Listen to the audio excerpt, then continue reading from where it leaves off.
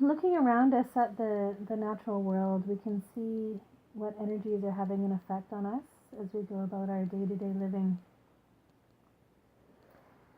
And over the past 2 months, we have experienced eclipses, a month with 2 full moons and a month with no full moon at all.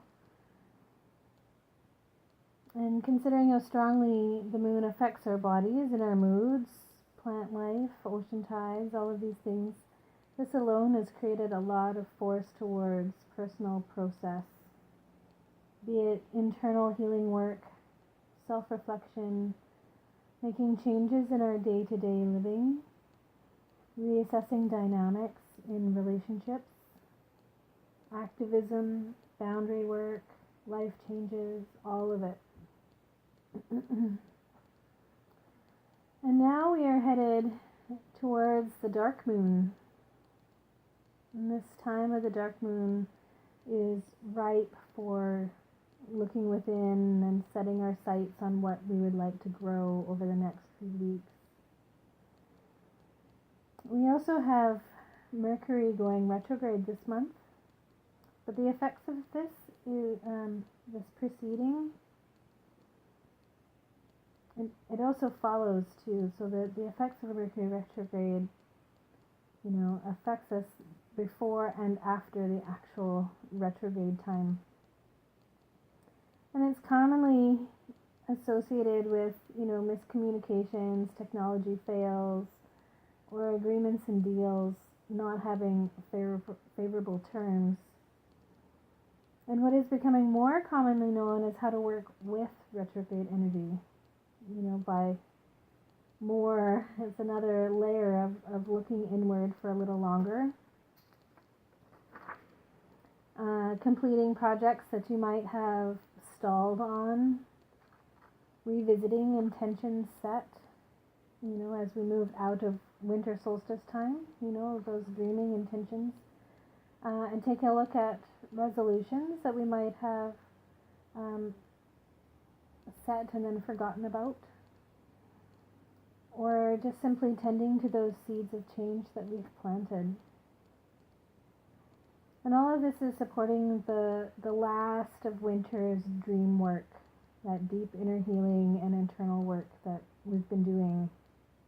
It's like one last hurrah before the energy shifts completely. So we're moving out of the dark half of the year, a time where feminine qualities of dreaming and resting, incubating, magic making, right brain creative work shifts into the brighter half of the year. And this comes with the more masculine qualities of action and doing, making manifest what has been dreamed, linear plans, and an outward focused look. And we can really see this shift when we think of how we are in our homes, during those winter cold months. Even those who love snow sports, they tend to spend more time inside and indoors.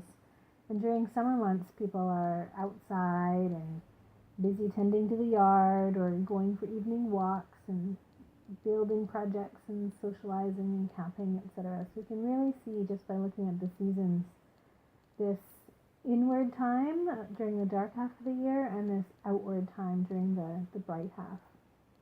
So in the Celtic way, they talk about the time of the little sun and the time of the big sun. But right now, during March, is when this shift takes place.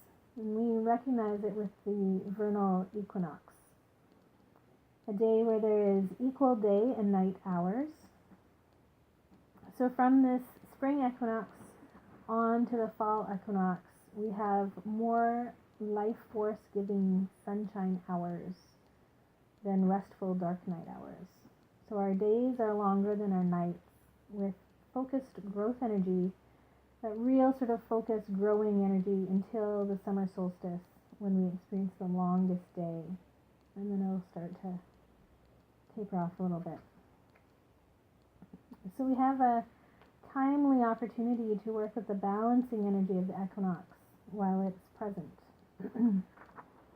We can draw on this natural equilibrium to help us regain balance between our doing and our being, balance in our work and our play, social time and solo time, our inward tending and our outward caregiving, balance in our diet, our minds, balance our energy centers. Anywhere that we might be out of balance, we can bring some of that in.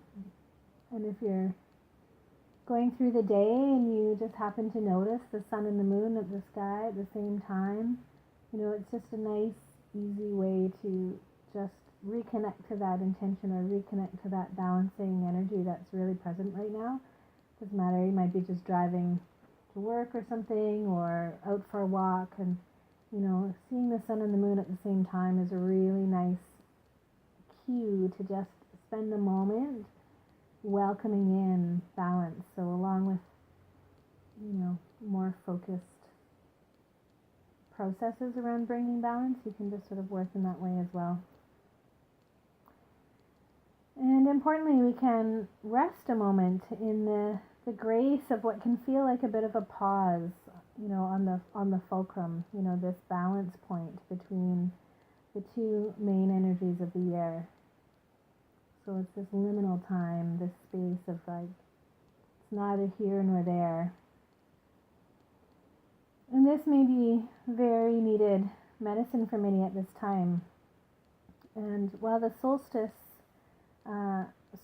bring us the energetic height of the season, equinoxes are the big transition times, the changing direction of focus. So either pulling us inward, like in the fall, or what's happening now is we're being pulled out of our introspective cocoons to bring our work out into the outer world, where the change happens and where our dreams become manifest.